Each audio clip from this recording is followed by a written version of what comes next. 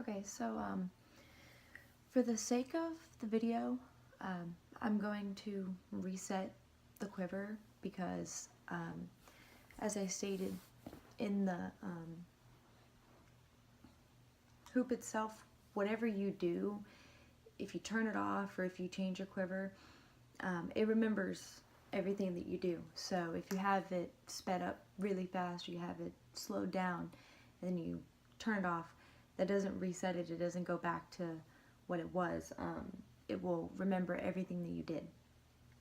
So to turn it on in the random quiver, the hoop has to be in the horizontal position with the button facing down.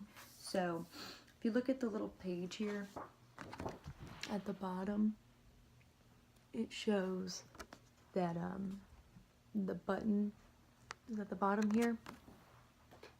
Most people interpret that being the button here, but in the horizontal.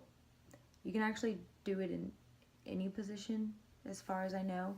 So like when you turn it on, it will be blue. So green, battery, blue. So I'm in the random. So say I go to the quiet at the top. That's turquoise. So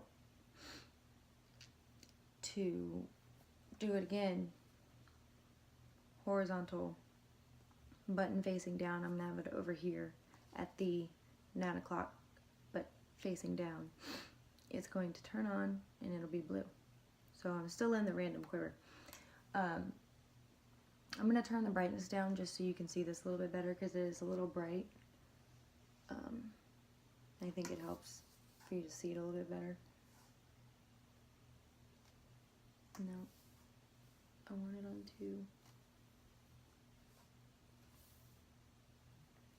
Okay, so when you do front flips, actually let me go ahead and reset this real quick.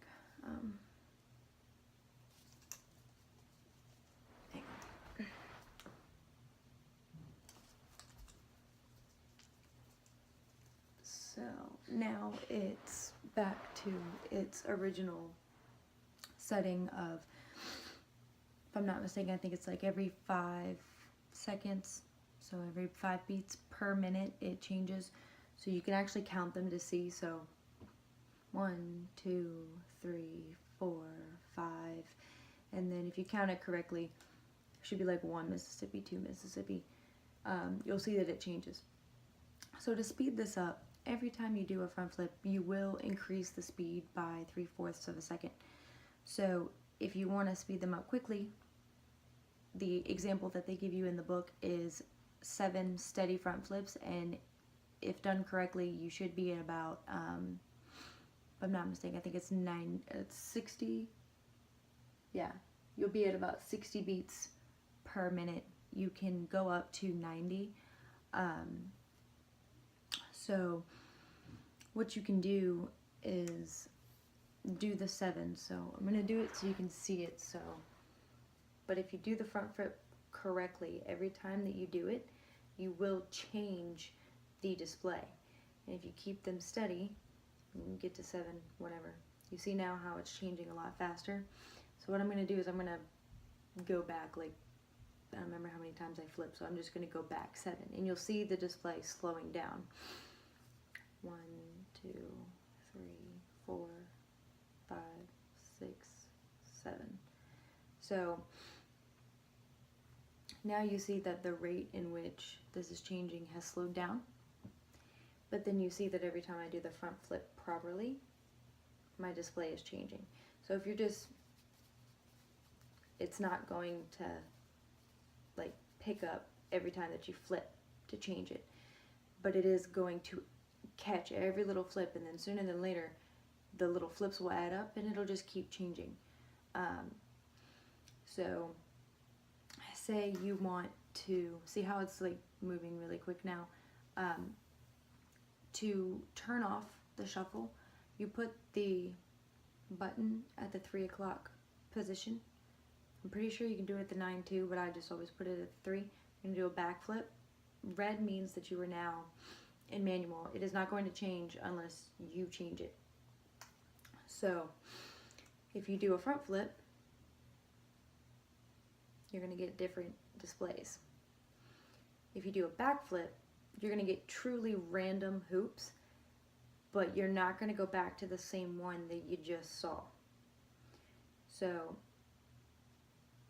because then from here it generates completely random hoops, and it actually uses the environment of how you're hooping, the sounds of the music, the response of how your body pushes against the hoop, and it helps generate hoops that matches the style. So if you want to go back into shuffle, you would put the hoop at the 3 o'clock and do a front flip. Green indicates that you are now back in shuffle. Again, front flips, when done properly, will change the modes, and then each individual front flip will add up and it will increase the speed that it actually changes at. Backflips will change the mode when done properly, but also slow down the rate in which it changes. So, for your question with the kicks quiver, I'm not exactly sure what hoop indicates that you're at the end, but I want to say that the rainbow is the last, if I'm not mistaken. I think I watched that in a video. So to do the kicks quiver, you would put it in the horizontal position with the button up. You can change quivers without turning the hoop off. So you do what's called a half on, half off. So you hold the button down until you see the color of the quiver indicating that you've changed. So now I'm in kicks. If I go to the top and hold it up, turquoise means I'm in the quiet. If I go to 3 o'clock with the button facing up, that's my saved pack. So purple. To go back to the kicks quiver, just put the button at 9 o'clock, horizontally facing up. So the kicks quiver has some of the really cool like geometric shapes and stuff in it. So for me, like, I just kind of play with it. I haven't really played with this quiver a lot. When you're flipping through it, your front flips change,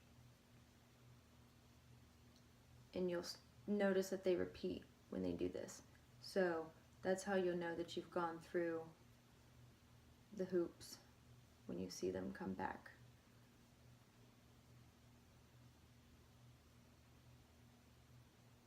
But if you're flipping way too fast, the hoop is not going to be able to pick up that that's what you want it to do. So you have to make sure that you flip it slow enough, but not too slow, because then the hoop won't actually like catch it. So for the kicks quiver, you just have to basically play around with it and see what hoops do what. Me personally, I haven't played around in it too much, except for just kind of messing around with it. I haven't done too much. Oh, that's cool. I prefer the random quiver. It's one of my favorites personally, because you get the truly infinite modes that are in them. But you have to make sure that you're staying in sync with the hoop, because flipping it too fast doesn't do anything. But just right will work. To do the reset move, because I mentioned that you should reset it if you get lost or you're just not sure what you did. To reset a quiver, what you do is you put it in the orientation of the quiver in which you want to reset. So kicks quiver is horizontal with the switch facing up at 9 o'clock. And what you're going to do is you're going to hold it until you see the color of the quiver. So it's going to turn green, and then it's going to turn the kicks quiver. So, and then as soon as it does that, start shaking the hoop. You'll see red lights go all the way around. When you do that, you have reset it. So green, purple, No, didn't do it fast enough. Yeah, this is so hard to do sitting down though.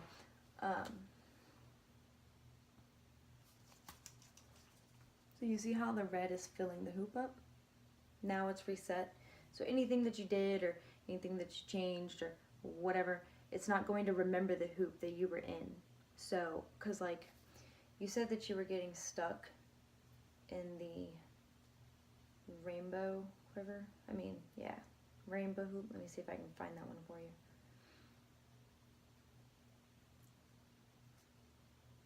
Is it? Nope, not that one.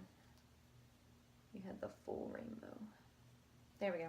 Okay, so you're getting stuck in this. So what ends up happening when you turn the hoop this way and then you turn it off, this doesn't reset the hoop. So when you turn it back on, you're gonna be right back in that hoop because the hoop remembers what you did. So like I could go from the kicks quiver down into the random and I could start playing